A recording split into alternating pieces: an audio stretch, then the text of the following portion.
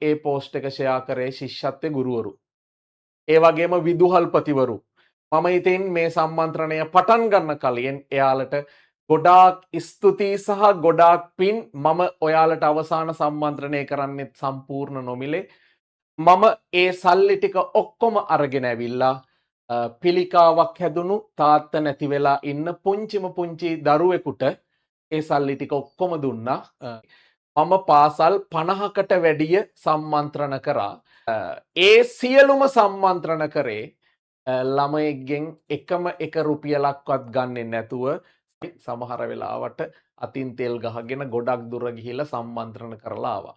මම කවදාවත් කිසිම දවසක කිසිම ගුරුවරයෙක් විවේචනය කරලා නැහැ. ඉතින් මේ සම්මන්ත්‍රණය පටන් ගන්න කලින් මම පොඩ්ඩක් මතක් කරන්නම් පුතේ.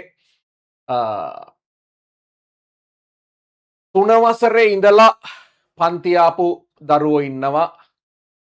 3 4 5 දරුවෝ ඉන්නවා මෙතන මට පේනවා. ඉතින් එයාලට පන්ති පටන් ගන්නකොට මම ලොකු අරමුණු ගොඩක් ලොකු බලාපොරොත්තු ගොඩක් දුන්නා. ටියුට් මෙච්චර කරනවා, ප්‍රශ්න මෙච්චර කරනවා. 5 වසරේ අන්තිමට කිව්වා තව ප්‍රශ්න 500කුත් කරනවා. ඉතින් අවසාන දවස වෙනකොට ඒ 500ත් ඉවර කරා. ඒ විතරක් නෙමෙයි, ඔයාට සතියට දවස් 2ක් පන්ති දාලා සෙනසුරාදා ඉරිද කියන සමහර දවසට මාසෙට දවස් 10 පන්ති කරා, 8 පන්ති කරා. බොහෝම සාධාරණ, හරීම සාධාරණ ගාස්තුවකට මම විශ්වාස කරනවා මම ඔයාට ඔයා ගෙවපු මුදලට වඩා උපරිම සාධාරණයක් කරා කියලා. හරිනේ, රුපියල් 800කට වගේ පොඩි මුදලකට. ඉතින් ඒ වගේම අවසාන මාසයේ මම පාසල් 50කට වැඩිය සම්මන්ත්‍රණ කරා. ඉතින් ඒ සියලුම සම්මන්ත්‍රණ කරේ ළමයෙක්ගෙන් එකම එක රුපියලක්වත් ගන්නෙ නැතුව සම්පූර්ණ නොමිලේ තමයි සමහර වෙලාවට අතින් තෙල් ගහගෙන ගොඩක් දුර ගිහිල්ලා සම්මන්ත්‍රණ කරලා ආවා. ඉතින් එච්චර දැන් මම උගන්වන්න පටන් අරගෙන මං යන්නේ මේ 19 වෙනි අවුරුද්ද. මම සාමාන්‍ය පෙළ ලියලා ඉවර වුණාට පස්සේ තමයි මම උගන්වන්න පටන් ගත්තේ. හරිනේ.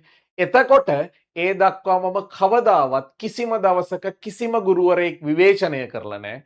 කිසිම කෙනෙකුට ඔයාලා සාක්ෂි දරන ඔයාලගේ පන්තියේ වුණත් මම කවදා හරි ගුරුවරයෙක්ට බැනලා තියනවද? ගුරුවරයෙක් ගැන කියලා තියනවද? එහෙම නෑනේ. ඔයාලා සාක්ෂි දරනවා. ඒ නිසා අවසාන සම්මන්ත්‍රණය මට පටන් ගන්නවා කියලා මම පෝස්ට් එක දැම්මම පුතේ ගොඩාක් ඒ පෝස්ට් එක ෂෙයා කරේ ශිෂ්‍යත්වයේ ගුරුවරු. ඒ වගේම විදුහල්පතිවරු. මම ඉතින් මේ සම්මන්ත්‍රණය පටන් ගන්න කලින් එයාලට ගොඩාක් ස්තුතියි සහ ගොඩාක් පින්. මම ඔයාලට අවසාන සම්මන්ත්‍රණය කරන්නෙත් සම්පූර්ණ නොමිලේ. හම්බ කරගන්නව නම් පුතේ මේ මාසයේ මට හම්බ කරගන්න තිබුණ කෝටි ගණන්. හැබැයි මම එක සතයක්වත් නොගෙන සමහර වෙලාවට සම්මන්ත්‍රණ කරේ උදේ හවස පොඩ්ඩක්වත් කන්නේවත් නැතුව. හැබැයි මගේ හදවතේ සතුටක් තිබුණා. ළමයි සතුටින් ගණන් හදනව දැකලා, ළමයි ඒ සතුට විඳිනව දැකලා මං දන්නවා ලංකාවේ ඔය ගොඩාක් සල්ලි ගන්න ගුරුවරු කිසි කෙනෙකුට ඒ සතුට සල්ලි වලට ගන්න බෑ කියලා. හරිනේ. ඒ නිසා මම විශ්වාස කරනවා අද දවසේ මම ඔයාලට කිව්වේ මම කරපු කැපකිරීම. හැබැයි මම එකම එක සම්මන්ත්‍රණයක් කරා පුතේ සල්ලි වලට. ඒක මට බෑ කියන්න බැරි කමට ආයතනයක සංවිධානය කරපු සම්මන්ත්‍රණයක්. මම ඒ සල්ලි ටික ඔක්කොම අරගෙන ඇවිල්ලා පිළිකාවක් හැදුණු තාත්ත නැති වෙලා ඉන්න පුංචිම පුංචි දරුවෙකුට ඒ සල්ලි ටික ඔක්කොම දුන්නා.